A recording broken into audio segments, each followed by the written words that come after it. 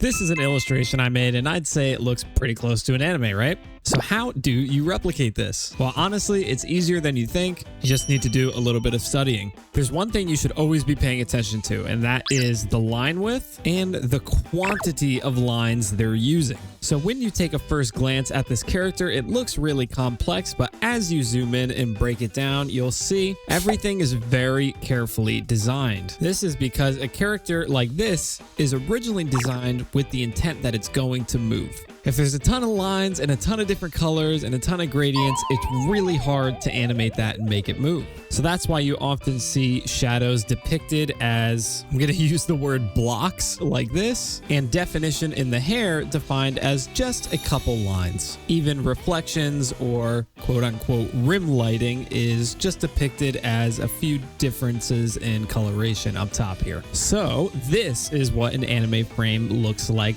before it gets colored. And you can use this to practice. The artists that work on the shows like to share them sometimes. Copy and paste it, put it on a new canvas, resize it to your liking. Let's say I'm going to do something like this. Get your brush of choice and simply just mess around with the sizes and find the right line width for what you're working with. So I chose a 4 there. That's too thick, so we'll size down maybe to a 2.5. That looks pretty close, but I think once you blur it, it would still be a little bit too thick. So I think the right line width for 1920 by 1080 at 220 DPI would be a 2.